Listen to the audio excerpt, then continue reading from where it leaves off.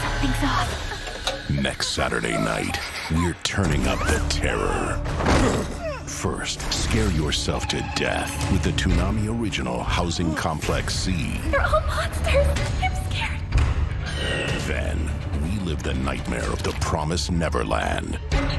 There's nowhere left for you to run. It all starts next Saturday at midnight. Fear the night. Only Toonami. Stay put, will you? On the next all-new episode of Yashahime, Princess Half-Demon. Cursed brat! Say your prayers, Zero! You'll have to do better than that to defeat me. Playtime is over. Yashahime, Princess Half-Demon will return in 2 weeks. Enough of this! Only Toonami on Adult Swim.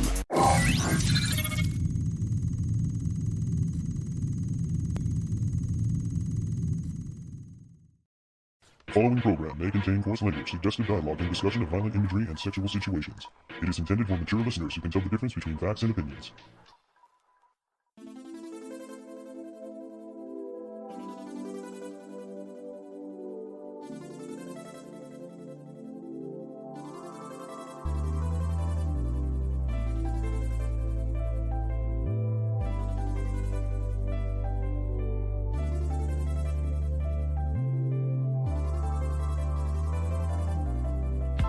Tensions are rising in Housing Complex C on this episode of the Toonami Faithful Podcast. I am your host, Sketch, and with me I have... editorial writer, LaserKid. And we have 2 returning guests. Former editorial writer and former music guy, AmpRen. And...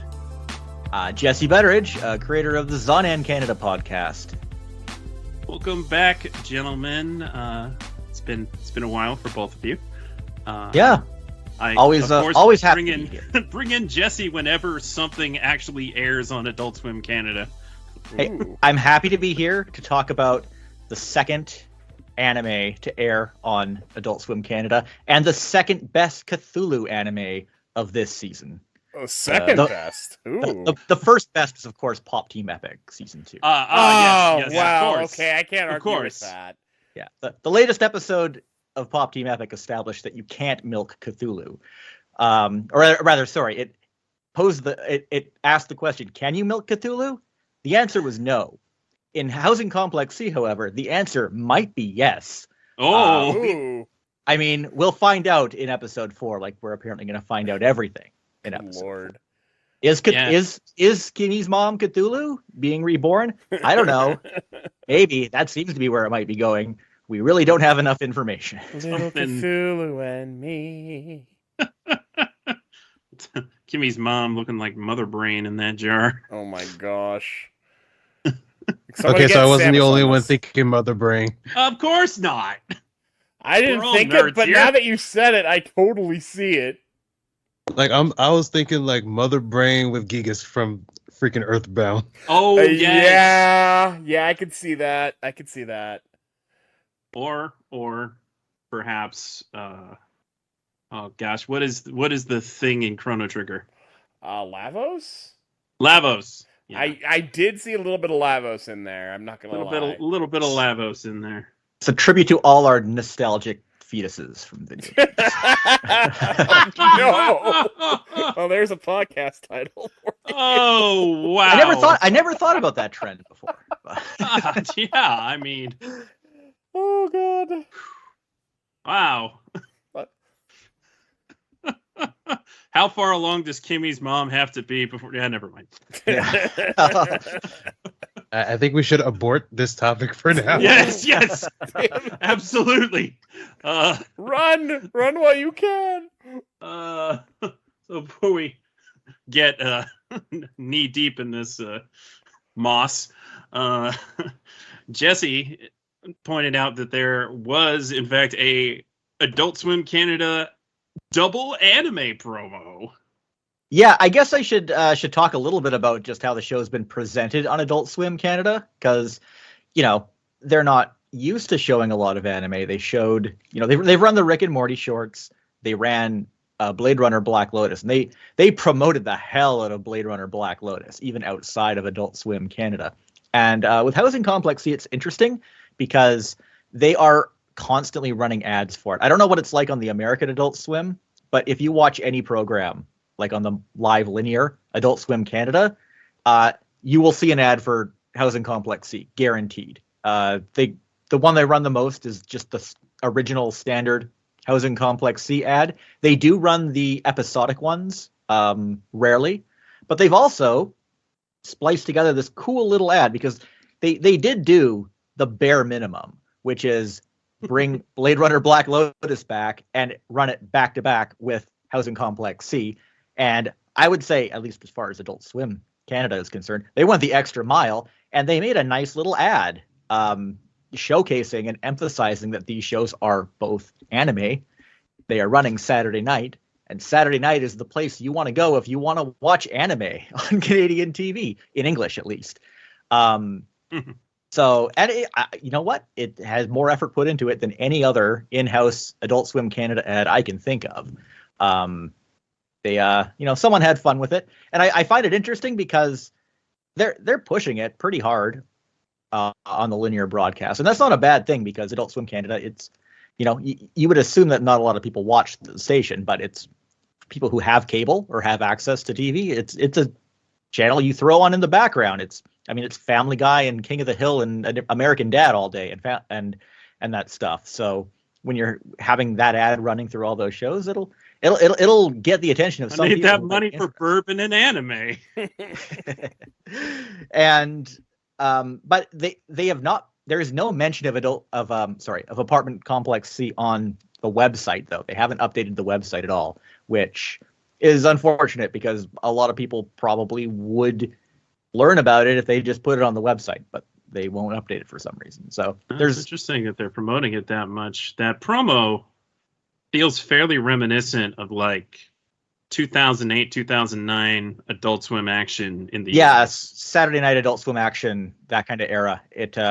It's really done in a similar style, which I'm into. It's not as good as like obviously the full on Toonami ads that we're seeing now or have seen over the last however long Toonami's been back for, almost 10 years, I guess. But slightly over. It's nice to see them put that much effort. I don't think we're gonna get a Toonami block or that they're ever gonna look into getting any third party anime because it just does not go along with the way that the station is run. I'm just thankful that they put as much effort as they did, and I'm just going to keep hoping that they do air all of the Adult Swim Co-Pro anime at the very least. Actually, one thing I am kind of hoping to see, we don't know yet if they're going to get those new Fooly Cooly seasons. It's big question mark because they didn't run the other ones. The 24-hour station didn't launch until after they aired, so it's kind of unclear if they have those.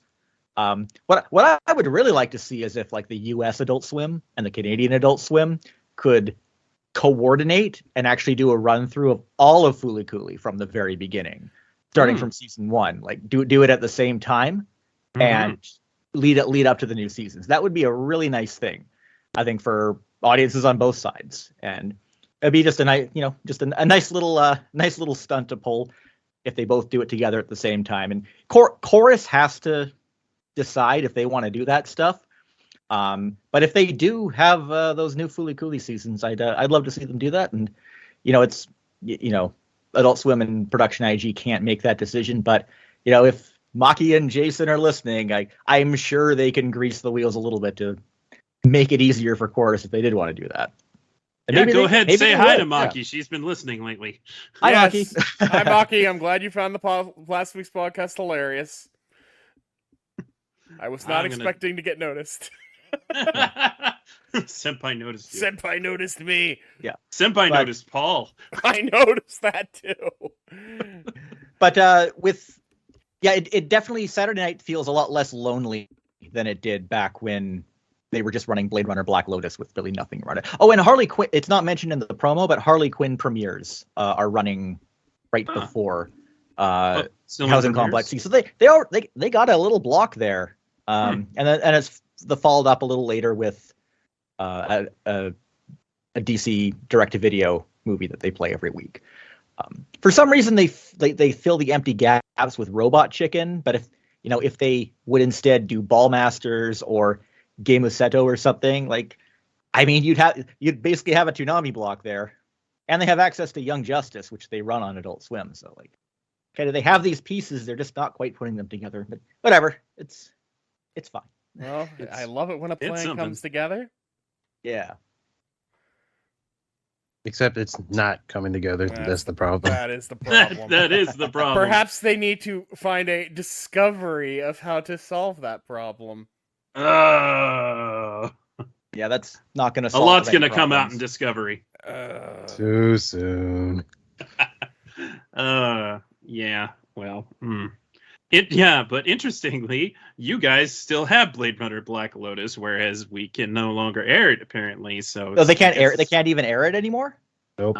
Nope. Well, You we buy it don't on know iTunes. 100% for sure if they absolutely can't air it, but sometimes when people are asking a bunch of things at Jason at the same time, he might give the wrong answer for a particular show, but they've been pulled off HBO Max. So my assumption was that it had just been pulled off of streaming and written off. I wasn't under.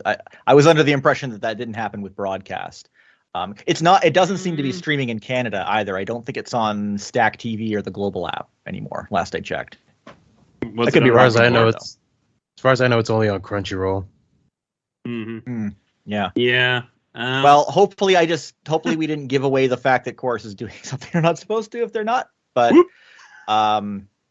it could be like Megas where all these other countries can still play it, but you can't in the U.S.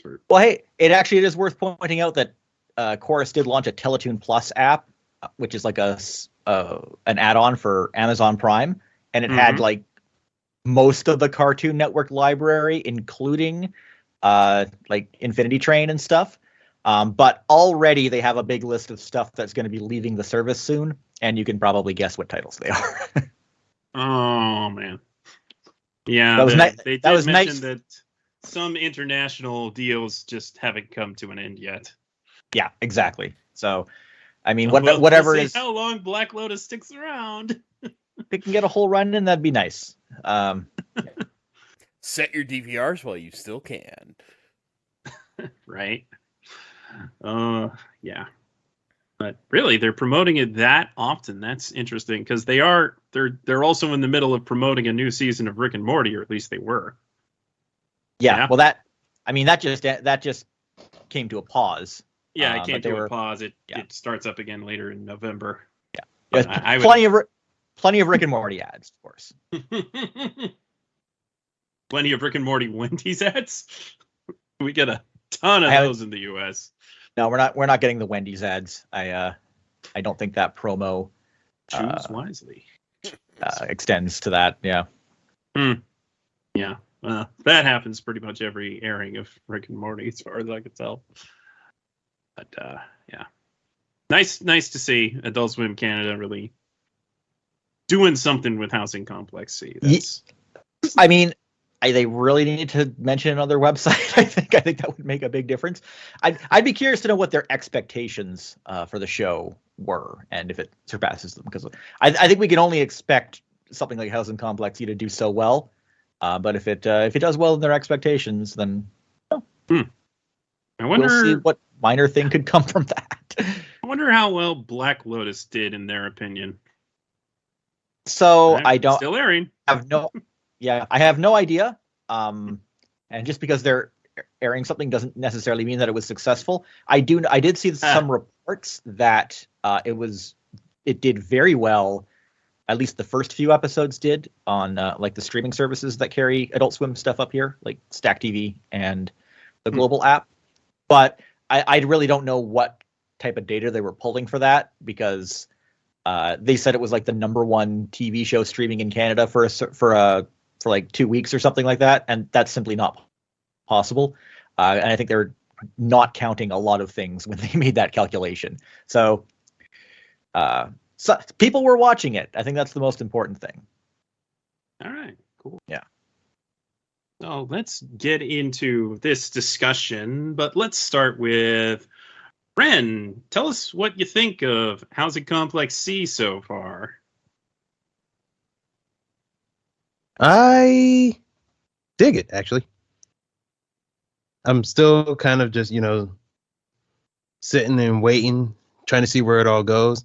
And then I can, go back and watch it again so I can, get the whole picture all at once and, not have to wait between weeks to think about it. But as of right now, I'm kind of digging it. I really like the atmosphere. I love the music and the sound design, especially. It's really, really good. Art style is pretty good. I'm liking the characters. It's kind of fun to think about.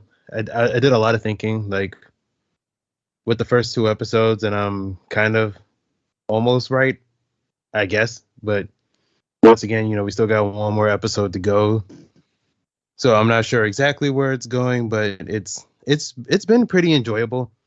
I feel like some of the lore dumps are a little bit heavy-handed, but Yeah. Overall, it's pretty enjoyable series. And I always get surprised at the end of the episodes, so that's always a good thing. That is. I do kind of feel like the amount of lore is maybe too much for the amount of episodes we have. But I feel that. We'll see how it comes together. We need Housing Complex D, guys. Like I said on Twitter, I feel like you could probably use like just 1 more episode. Because I'm hoping this isn't the case, but like I'm getting kind of the last few episodes of Fena vibes where I'm thinking like the last episode is gonna move way too fast. Oh no! I mean, based on that, a next episode preview. Oh boy, I do have worries about that as well. Which is, I really hope it doesn't pull a Fena in the end, because honestly, up through this point, I've said it before, I'll say it again. I get a serious paranoia Agent 5 from this, and that's a good thing. They didn't play the next episode preview on the Canadian broadcast, so I actually haven't. I forgot to watch that first. I probably should have done that. I'm not sure you should. Oh, okay. Well, it reveals something pretty big. Yeah, I mean, it definitely feels like they're saving most of the revelations for the final episode, and that they probably won't explain everything, and that we'll be arguing about it for a while after. That's kind of the impression I'm getting so far. And that episode 3 preview was kind of like, oh, we're showing them down in the cavern, and then that whole episode 3, you're like, okay, so when they're going down to the cavern, yeah, when are they getting to the fireworks factory? Oh boy. That statement might be more accurate than I think.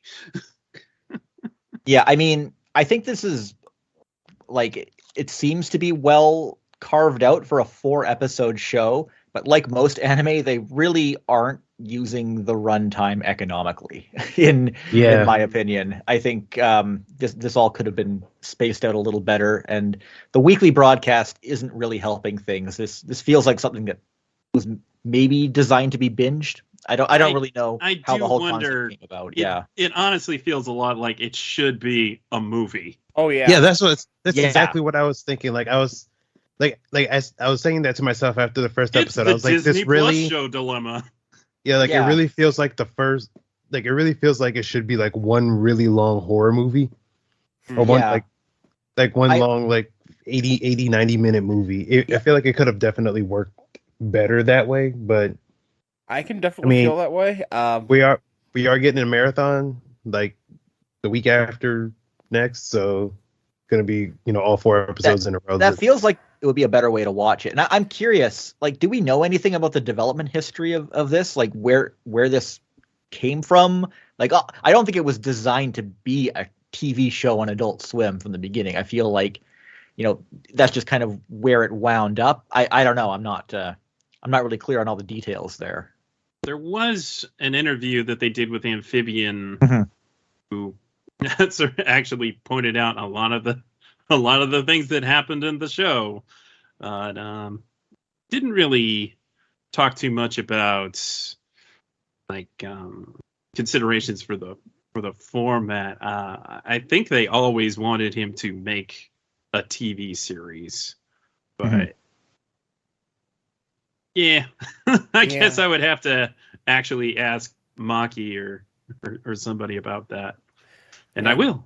I can actually speak to the watching it all at once thing. Actually, V-Lord was visiting me yesterday on his way to his move, and had another local buddy, shouts out to our dragon, over to hang with us. And so we actually watched 1 and 2 back to back, like right before watching 3. And it was watching 1 and 2 together made some things click for me, which we'll get into later. But it's a lot clearer what's going on if you watch them all together versus spacing them apart, honestly.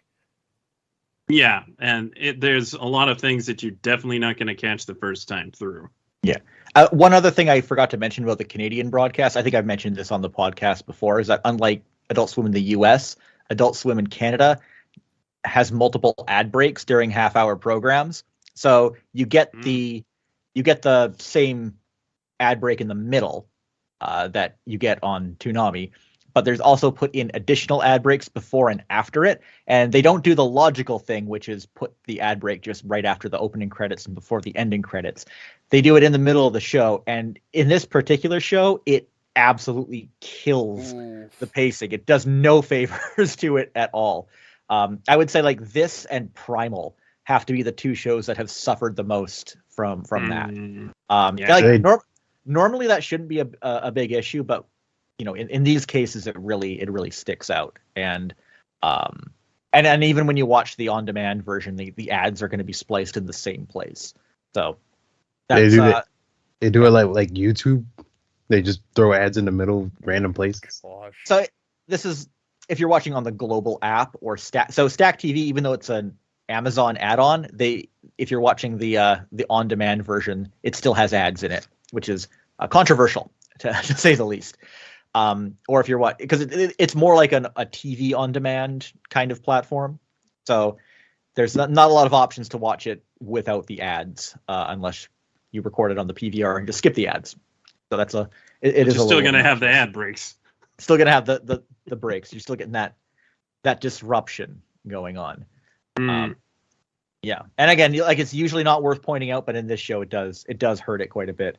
And the weekly airing is not doing this show any favors. And I mean, it already has some problems that are kind of weighing it down. I think the show is very strong conceptually. There's a lot of good ideas going into it. And when you keep in mind that the staff that's working on it is like very inexperienced and a lot of them haven't done any anime before, the results, it's actually, not too bad. It's kind of impressive because that's the formula that can often get you X-Arm. But we didn't get X-Arm. We got something much better. This show could have been X-Arm and it wasn't, and I'm thankful for that. That's true. Yeah, but the pacing is still kind of wonky even for if you are watching it all together. Characters are very often off model, especially Khan. Khan is never on model. I almost wonder if that's intentional. Maybe. It definitely makes him look creepier. It's just like, why are you drawn this way in this instance? Okay. Yeah, but I mean, like, also, yeah.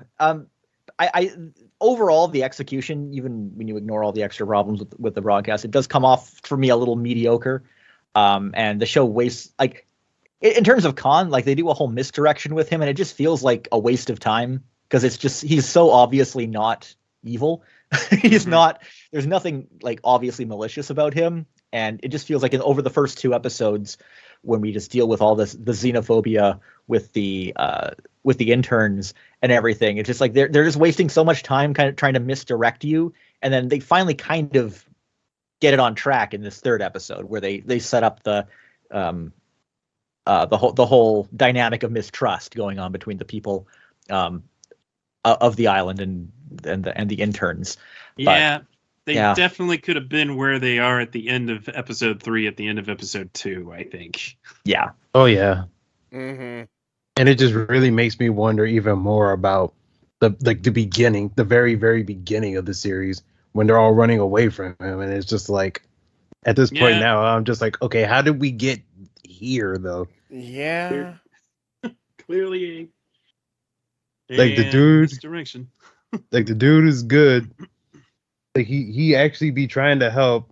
He just probably may have some autism thing going on. I don't know. I'm getting some vibes there, but like, and then like they make him out to be this big scary monster at the beginning, and then he's just like, oh no, he's actually kind of chill. So I'm like, okay, we got one episode. How are we gonna get there? Like, what's gonna happen? I have a guess based on that preview, but I'm hesitant to use that the preview. That preview gives me information. Something Cthulhu knife. Yes, that gives me information that really makes a lot of things click that I wish they hadn't put in the preview. To be honest. Yeah, there are many things to wonder. In this episode in particular, they focus a lot on the building tension, like so very much building tension. They started off right after the incident with the shaved ice, and everybody's pointing fingers. Everybody wants to blame the other party. Just don't be racist. I am a building. Yeah, right. Racist. I'm legit surprised no one started fighting worst in there. Monster of all. Yeah, I'm straight up surprised no one started fighting. I was waiting for it. I was waiting for someone. For it too, nobody threw a chair. Nobody threw a chair. It never turned into Jerry Springer. If somebody threw a chair, it would have gone down. Yeah, the that's Boondocks how it has is. taught us anything. Boondocks, yep. I had to bring this up because every time that Yuri's mother Keiko is on screen, it's like she looks like she's right out of the Boondocks.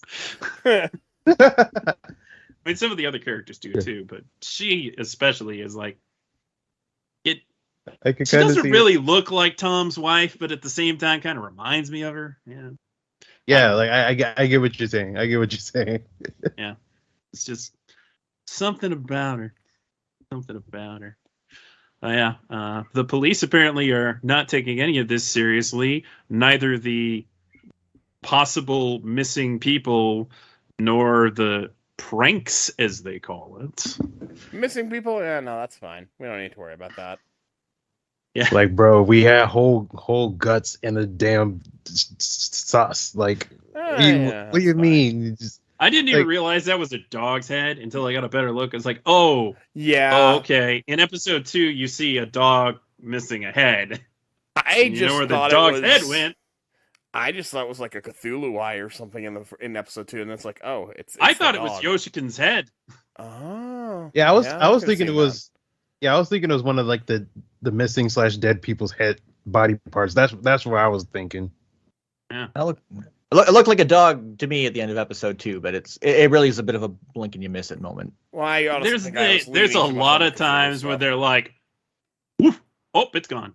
Yeah, it's an optical illusion. Did you miss it? Better go back and check. There's more of that in this episode too. Oh my gosh, yes, there is. Yeah, really, like, oh my gosh, like, how does Kimmy see this and yet Yuri doesn't notice at all? Or did she? Or did she? Oh, or both of those little girls are acting kind of sus.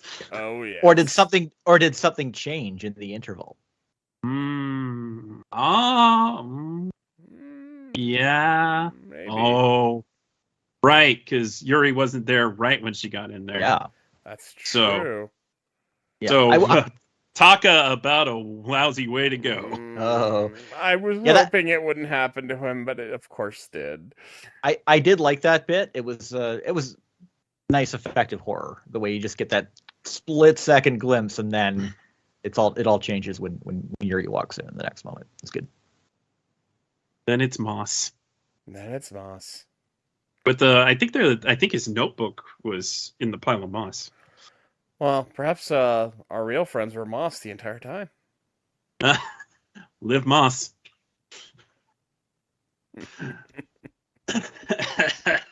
Mister, I wanted to make a Kiro Taco Bell reference. I did want to make one. Well, we got more quality looks at that dog. Dog's apparently got a collar named Marin with 2003. Yeah. Oh, Yeah. and then Con picks up a paper with an article from 2011. And the calendar still says 2000. Notice how anytime anybody else's watch or calendar is shown, they don't show the year. Yeah. Yep. Yeah, they cut it off right at the point where you would see the year. I have two theories about that year now. Two of them, although they're pretty much the same. It's just whether or not one thing's happening to cause it or the other. Mm-hmm. Mm-hmm. And there's also a can with 2021, 2022 written on it. And when he is holding up that can, it's like, this is reminding me of Season 2 of Attack on Titan when they find the canned mackerel and they're like, you can read that? Well, if you want more fun, those guys are talking about, oh, hey, I remember the regulations from the homeowner association from the 40s. How old are you? The timeline does not add up with... The characters all seem to be in different places of time. Yes, and that is my theory. That is my crackpot theory, is that Kurosaki's stuck in time or something. It's like on a different time axis or something. The math isn't mathing, as the people would say. It's either that, or literally the entire Kurosaki village was Moss to begin with, and it was just, being Kimi just kind of reanimating them, and now that's failing. That's my theory after episode 3. Mm-hmm. Oh. Ooh. Before episode 3, I'm like, a time axis difference, maybe? I don't know. Yeah. Before his untimely demise, Taka was undercovering some interesting things. He found that secret chamber where Kimi and Yuri find some drawings that indicates how things went way back when, where there was also conflict between two sides. Indeed. And yes. And people died. Taka was mentioning that the song lyrics relate heavily to these pranks, in that they involve the sharing of mementos and the omen of an impending rebirth. Also having to do with Moss. Moss and sharing of mementos and rebirth. Well, we do have someone who wants to be reborn. And wouldn't you know it, the place that he thought the old temple was not where it was. It was right by Housing Complex C. Oh, no! Who could have predicted? Yeah. And we got a brief shot of Housing Complex B, too. Decrepit and falling apart. Now, I'm curious, were they built at the same time, or did they build B and then build C and move over there? What's good question. Yeah. Also, which housing complex was hit by the large boat that was swept onto a roof by a tsunami? Something that apparently happened in 2011. If they are in some kind of time displacements, then you could argue that all these things in the storeroom are because of that one guy taking things from all over. That would actually make a lot of sense. That would also explain why there is such a range of items in there. Yeah. Some far, far older than others, like a zoetrope. When I was talking about the first episode, I totally didn't mention that Kimi straight up saw the fish people and is like, optical illusion! Yes. Yes, I caught that one on my rewatch. The other thing there were two other big things I caught on my rewatch. Kimi not knowing what a cell phone is, which ties back into why are some people perfectly fine with modern technology, and some people seem to not understand what's going on, and then we have different years. There is something going on. What kind of internet does Hideo have? Does he have old internet? Does he have a new internet? I think he has Earthlink. Netscape Navigator. Netscape Navigator. Hey, I was a Netscape guy back in the day. We didn't get a real good look at his screen. He Certainly was, didn't look particularly like on some, new. No, his computer looks really old. Actually, something I was noticing, and also like the website he was on. That's just as bare basic as it gets, man. That could be any time period. Mm-hmm. Some other interesting developments. Wada has like a total change of heart after she sees the sharing of mementos, the fish, yeah. Katamiwake, the piles of fish, and she suddenly remembers some things that her grandmother taught her. Is like, oh, I have to be kind to people. So she goes out of her way to prepare a herring curry for the interns, taking care not to contaminate it by using a new knife and a new cutting board. Very kind. But I can't help but laugh at the fact that she's preparing a herring curry. But was it a red herring? Just ask Fred. He's always after him. Seems like she got that cookbook from Keiko, who she finds one morning throwing up. Well, it could be stress, or, there are reasons why people throw up in the morning. Yes, there is. There's reasons that could be. But it could very well be stress, because there's a whole lot of stress going around. Everybody's being real not nice to each other. Everybody's Racist. talking behind each other's backs. Everybody's acting racist. Everybody's a little bit racist sometimes.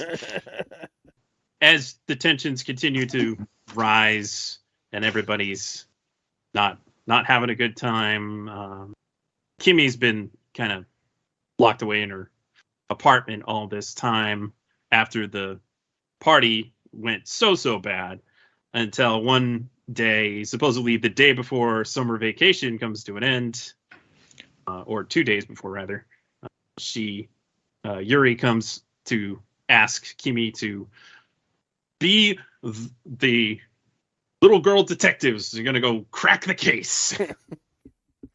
And they do talk to a lot of people, and everybody's willing to talk to them, but they can't really come up with anything. But Yuri notices two things. One, she's never met Kimmy's mother, and Kimmy says, oh, that's because mommy's sick right now. Yes, that's it. That's totally She's not feeling well. Not feeling well. And the other thing she noticed, and I feel like Yuri's kind of point this out a couple of times, how everybody seems to just love Kimmy, and she finds it a little bit strange that Kimmy seems to be able to lift people's spirits just by talking to them. Yeah, that's why my newer theory is that maybe they're all made of moss to begin with, like she's like animating them or something. That would... One of the things I was thinking... Soylent Moss's people! Soylent Moss's people! It's people! One of the things I was thinking, though, like from episode 1 with that flashback to like the ancient times, is that like I was thinking that Kimmy was like a reincarnation of sorts of... Reincarnation of who? It's a reincarnation of sorts of one of those... Like one of those girls. Making an Inuyasha joke. Yeah, I think so. I think Kimmy and Yuri are reincarnations. And it would definitely make more sense, especially if those girls, especially, were like supposed to be some sort of figureheads or godlike beings, especially since the one screamed and freaking disintegrated everybody. I think that's just Kimmy. I think it's still her. I think she's just like immortal or something. Ooh, and that was also a possibility. Consider just like, especially with the that twinge of a flashback that happened in episode 3 where she saw the pictures. I I straight up think that that's seems her. consistent. It seems consistent with what we've seen so far. So I could see that being the case. Mm-hmm. Little girls accidentally being gods and causing problems. What is this, 2006?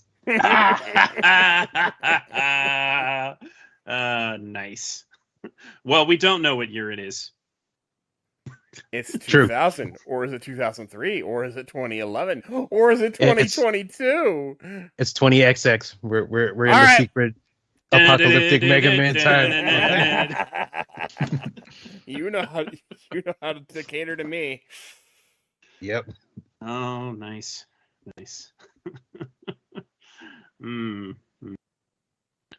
So they set up a neighborhood watch. The neighborhood watch committee reminding you that necrophilia is still illegal. So the neighborhood watch captains catch Khan disposing of some of the animal carcasses. Again. Yeah, again. He did not learn his lesson from the last time. No, I guess not. And then they jump him because that's obviously the same thing to do. Oh yes, you know, angry obviously. mobs are completely the way to deal with all problems. Lynch mobs are the best. Totally. Yeah, that's how they do it in the hood. Oh yeah. But of course, Kimmy comes to, say, "Hey, it wasn't him. He's just disposing of the carcasses that were left in front of my apartment."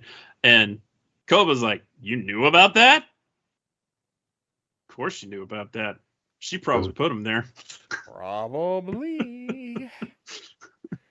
Literally right in front of her house. I'll tell you one thing though. I haven't the foggiest idea who put the dog's head in the sauce. I think I know now, but not from episode 3. It's that stupid preview again. Oh, yeah. If anything, yeah, maybe it is. Maybe it is Mr. Koshide. Quiet Mr. Koshide trying to play the mediator. I mean, I was a little suspicious of him, even with episode 1, because he's like, oh yeah, no, the residents have no idea. I'm like, they have no idea what? They have no idea what? Yes, he was saying some cryptic things on the phone. Plus, he has the Cthulhu dagger. He does have the Cthulhu dagger. Come on with that. Okay, come on with that. But yeah. I'm based on that trailer and that trailer alone, I'm pretty sure he's the one that's been doing a lot of this stuff. Mm-hmm. Yeah. Sad part is I completely forgot who the guy in the trailer was until you pointed it out. Yeah. Oh well, I guess once again, the weekly format ain't doing me any favors. Honestly, they should do a supercut of this and just make it a movie. I think it would be fantastic. Assuming that it lands the ending, which I really hope it does. I really don't want this to be Fena again. Yeah, no kidding. Or Fooly Cooly alternative. Oh, that one hurts because I love that show anyway, but that ending. It's not even the problem. It's what even happened? Can you explain yourself, show? No? Okay, cool. And Rubel's getting particularly ticked off at the situation. He's really mad that the other interns threw Khan under the bus by bad mouthing him to the Night Watch people, and he's had it. So eventually he just packs up and leaves, and only Taka sees him. He asks Taka not to tell anybody. Don't worry. Well, he definitely Taka's ain't telling not nobody now. anybody. Yeah, Taka won't tell anyone. Your secret is safe. Literally took that shit to the grave. Also, sadly, the other messages that he wanted to pass along will not be passed along, and those being that he was sorry to Kimmy for what happened with the shaved ice party, and that he wanted to tell Wada that the curry was delicious and tasted just like home. That's nice. That's unfortunate those messages won't be delivered, because those were nice messages. But on the other hand, perhaps he's apologizing to Kimi because he put sauce. Maybe he did. I don't really think so, though. No, I don't either, but Honestly, Rubel just kind of confused me throughout the whole show. he seems like a guy who really means well, who's trying to help, but he just doesn't know how. Yeah, pretty kind of much forces his hand there, but very, very compelling performance by Ryan Colt Levy. Very, absolutely. Excellent job. Amen. And Bob Card is doing a great job with honestly probably difficult character to play in Khan. Yeah. You gotta be bad at expressing yourself. He's good at being bad at expressing it, and honestly, he comes across as genuine, and that's what makes that work. Also an interesting detail that when everybody's ganging up on Khan, he tells Rubel to not blame anybody else, and it's very important that they keep their jobs because if they don't, everything will be ruined. Indeed. And what's everything? Who knows? I would have liked to hear the stories that Khan told the girls, but we just didn't have time for that, I guess. There were enough info dumps in this episode and all episodes prior. Yeah. I mean, Kimi seemed quite enthralled by it, so it is a bit of a letdown. Yeah. Would have been nice to know denying what it was. Yeah. So, lots of pieces are falling into place now. But there's so many questions left to be answered. Will we get through them all? We additional don't thoughts, know. Jesse? Sorry? Do you have any additional thoughts? So I'm not an HP Lovecraft expert. My girlfriend is, and she actually bailed on the series early, unfortunately, but she made a few observations, and apparently like 75% of this show's plot is very reminiscent of Shadow over Innsmouth, which is one of the major Cthulhu stories, which I haven't read it myself, but it's also considered one of the more racist ones, but it was more subtextual racism rather than the blatant racism that he includes in a lot of work. But actually, that's kind of interesting because everyone tries to emulate Lovecraft, but they all try to pretend the racism doesn't exist. And this is obviously a hugely Lovecraft influenced show, and I find it interesting that they're actually trying to engage with that. I think they're like deliberately trying to engage with that part of his work a little bit, but kind of turn it into something, again, just a general feeling of distrust, which is what we've kind of seen building over the last few episodes. It's done a little sloppy and mishandled at some points, but I found that to be an interesting touch. Maybe that wasn't the intention. I'm not sure, but that's the impression I got. But yeah, the thing with the fish people and the sacrifices and possible kind of some kind of cult-like activity that might be underpinning it. I don't think it's quite where it's all going, but they all seem to be related to that story. So I found that connection to be kind of interesting. Yeah. And my girlfriend didn't, though, and she's as firm a believer in anime on Canadian TV as I am. Well, it does seem highly likely that Taka got skewered by that thing, but how? How did he get skewered? Did the walls move? Maybe the walls move. Maybe. Also, shout out to anyone else who made "this hole is made for me" joke. Oh my god. Oh, sorry, Con, you can't fit in here, but this hole was made for me. Yeah. On that note, I think I think it's actually quite fortunate that this show didn't have to run alongside Uzumaki, which I think might have been the original intention, because I think that people wouldn't give it a chance if it did, because Uzumaki is obviously going to be an extremely high caliber production. This obviously it's a much more limited production, so I don't think people would be giving it a fair shot like many are right now. And it does seem a lot of people are into it, which I think is pretty cool. But I think by not having it, that other show to compare it with, I think gives more of a chance for people to sink their teeth into it, even if the viewership might ultimately be lower than otherwise. Yeah. Yeah. Oh yeah, I feel that, especially since Toonami's kind of been having this dry spell lately, thanks to corporations. Yeah. Thanks, So I mean, Sony. Please, sir, pretty just a nibble. prime time. Pretty prime time to air something new, especially during the month of October and everything. Oh, pretty absolutely. good time, It's very good. I just- timing. all things considered. Very Obviously, thematic. I hope Sony will play ball just for Pop Team Epic Season 2. Like, if they're going to make any exception, it should be for that one. That has to be on Toonami. Of all the things to choose, you chose meme cancer.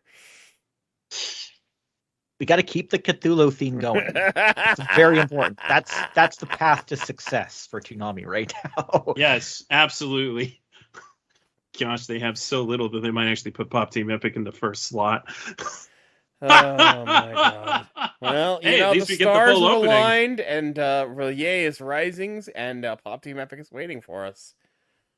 Yeah. Well, we'll see. Unfortunately, it doesn't seem like Pop Team Epic is being poured out to everybody like it normally was in the first season. It's a shame. Seems to only be on Crunchyroll and Funimation currently. Of Whereas course. before it was on Sentai, it was on, High Dive, it was on Amazon Video, it was on everything. It was on everything. I fear those days are going to be a thing of the past, much to my regret. Yes. Meanwhile, Jesse lives in the weird world where Bleach is on Disney Plus. Oh, It's not that weird. That's got to be fun. I mean, after Disney Plus heavily advertised that Pam and Tommy Lee movie in Canada, boy. like nothing seems weird anymore. Yeah. Yeah. But it's still like the first third-party thing, first third-party anime to pop up on there, isn't it? It is, yeah. I think, and the first anime apart from, I guess the Star Wars thing, and also the Star Wars thing, the Avengers thing. the Avengers thing. Yeah, it's on there. I haven't watched it because I don't watch Bleach, but yeah, people found it, so that's good. People can access it easily. And yeah, I don't like Disney, but I guess I just should be thankful for this stuff popping up anywhere. I think I saw Black Rock Shooter was finally gonna pop up. So this has been underreported, but yeah, Black Rock Shooter is going to be on Disney Plus in Canada as well, and it will be simulcasting. Which I guess the hell? What timeline did I fall into? Yeah, I guess that means it's probably going to be on Hulu in the States. But I don't think they made any announcement for the States No yet. sign of summertime rendering. So yeah. Oh, don't worry. Seriously, what Like, the freaking heck? don't worry. I was waiting for that for so long, and then nope. Yeah, there's no news on summertime rendering, so we can all keep being angry about it. And the freaking Tatami Galaxy sequel? Like, what in the flipping dip Disney? Well, maybe by the time that comes out, they'll they'll figure. I it have out. no idea. Our great overlord of Mickey Mouse will give us the anime when it is the right time. Cough up the anime, Michael Rodent. We know you're out there. I am hoping.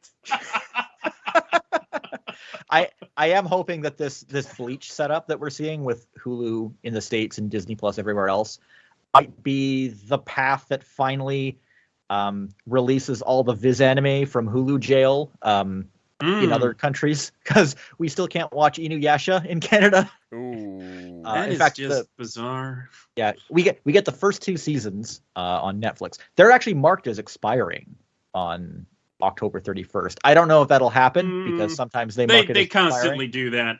Yeah. Though we'll see what when it happens happened there. to Bleach, it stuck. Yeah. So I hope that maybe we'll see a similar arrangement for stuff like Inuyasha soon, because the final act has never broadcast or streamed in Canada. It's ridiculous. Ooh. I still haven't seen it because of that. Oh man. Yeah. Wow. That's bonkers. Yeah. But yeah, put put all those on. You can't. I suppose you can't do Tubi in Canada, can you? Oh yeah, we got Tubi. In fact, that's yeah. where the subbed version of Sailor Moon is streaming. The dub is on Crave. It's split up. But Tubi isn't Inuyasha on Tubi? No. Or was it Yashahime? Is Yashahime on Tubi? Let me check. Sworn. I think it's also on Amazon Video now in Hunter x Hunter. Hunter x Hunter's like everywhere. It's kind of crazy. Yeah, it is. In a good way, because Hunter x Hunter's good. It is. It is, So- and it's finally returning to publication Heck on yeah. my birthday. Oh. Ooh, happy birthday, Sketch! And the whole manga's now on the Shonen Jump app too. That is a glorious, glorious thing. That Good Shonen times. Jump app continues to be like the best deal in reading manga. Oh, 100%.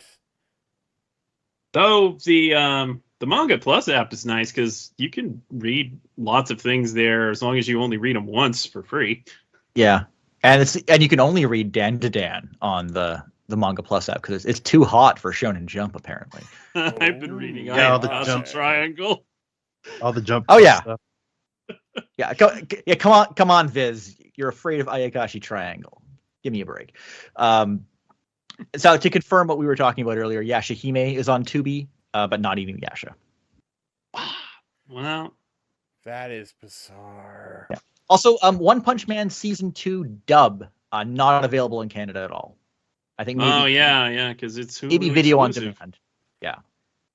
Pretty obnoxious, but I mean, it's not a big loss. I mean, I know that. I realize that, but I have just anecdotally talking to people over the years who aren't really into anime. I very frequently find that the only anime a lot of people have watched is One Punch Man, and they found it on Netflix. I think that's one of the biggest gateway anime that's out there right now. It's so bizarre that they probably haven't seen season 2. Yeah, I know. Maybe they should do something about that. Maybe they should. I mean, yeah, Viz has had been making odd decisions regarding certain licenses. So the whole Disney Bleach thing is interesting. I do wonder if that'll lead to One Punch Man and other series popping up on Disney Plus in Canada. I hope so, because I mean the whole reason that they're doing that is because they're just addicted to that that Hulu ad money. They just don't want to let it go. Yeah. So.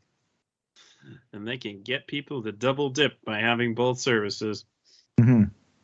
I also think that they are just straight up allergic to putting third-party anime on there. But we'll see. We will see. It's not a content issue, of course. They got Deadpool and Logan on Disney Plus in the US. So it's not a content issue. Yeah, no, for sure. They'll Also, shout out to everybody in countries where Bleach is not streaming legally anywhere because Disney Plus is being stupid. Yeah, it sounds like. I mean, it sounds like they're going to get they're going to get Bleach in most other regions, but they just haven't ironed out all the details yet. I can't hardly believe Latin America is. They don't have it. They don't have it in Latin. They have it in Brazil, but they don't have it in Latin America as a whole. Latin America being left out of streaming deals? Never. Never. Yeah, no, they get screwed over so badly there. It's awful. Yeah, it's and Scandinavian countries too. They're really bad for global deals. Yeah, But I gotta make watching anime so hard everywhere that's not America. Because the reality of streaming is that streaming is not international. Streaming is something that's designed for America, and the rest of the world's an afterthought. Kinda. And usually when things become more available outside of America, it's not because services are expanding. It's because they're getting bought out by other services that are available more widely, which says a lot about this business, I think. Yeah, remembering all the Madman Entertainment stuff in Australia getting shifted over to like Funimation or whatever, and everyone was pissed off about that. Yeah, that was they went through so much drama and unnecessary effort over that, and then it's just getting phased out for Crunchyroll. It's Yep. sucks. Sad state of affairs it be. Yeah. Mhm.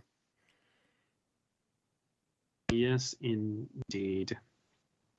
So if you haven't heard and you think that the optimal way of watching this series might be in a marathon form, good news. They do it a marathon on October 28th. Is that right? Yeah, the Saturday before Halloween. So that's good Yeah. timing. 29th. 29th, yeah. And that's not the only thing they're running that night. No, going back to One Punch Man Season 2, speaking of disappointing sequels, they are running the first 4 episodes of The Promised Neverland Season 2. Okay, that's before it goes completely off the rails. If you only air those, I forgive you. If you go any further, we'll have words. You play those 4 episodes, and then you take that contract and you burn it. I don't care how many months you got left on it. Do not play the rest. They're going to play the rest. Just read the manga, seriously, at this point. It's on the Jump app. Yeah. Yet more reasons to pay $2 a month to read so much Shonen Jump manga. It is the And best also deal in some things that entertainment. are not actually Shonen Jump that are just inexplicably on there. Yeah. I'm okay with it, though. I have no It's complaints. been very nice to have that around. Yeah, I still demand justice for the lack of Goldie Pond. Yes. we will demand justice for that forever. Give us Goldie Pond, you cowards! Really quite unfortunate. But actually, no, I kind of forgave them already because Cloverworks gave us My Dress Up Darling earlier this year, so I'm. So Can you I'm believe good. that was actually earlier this year? It feels long ago. Right? Yeah. Like the beginning of this year just feels like 2 years ago right now. It kind of does, and it's really weird how fast this year's gone by, and yet at the same time how long it's been. The weeks are short, but the months are long. Is that? Something like Or that. maybe the months are long, but the weeks are short. I don't know. It's Something- basically like it's yeah. we're almost in November, but it doesn't feel like it should be November yet. But when I look at stuff that happened earlier this year, I'm like, wasn't that last year? this year. But yeah, My Dress Up Darling was a wonderful adaptation. Just fantastic. Beautiful. Fantastic. It's what an adaptation should be. Mm-hmm. Good job, Cloverworks. Good job. You had us worried. Well, they also were straight bangers with the Spy Family, so Oh, that, Yeah. that too. God. Yeah, that's totally what I was saying this year. I was like, damn, Cloverworks redemption arc. Good thing, because they're doing more Rascal Does Not Dream, and Yes. I would be sad if those didn't turn out well. I'd be very, very sad. Very, very sad. Ah, I guess that'll do it. If you have anything you want to run by us regarding Housing Complex C or anything else, you can email us at podcast@toonamifaithful.com. You can follow us on facebook.com/ToonamiFaithfulPodcast and on Twitter @ToonamiPodcast. You can listen to the podcast on just about everything, including Google Music, Spotify, Apple Play, all of that.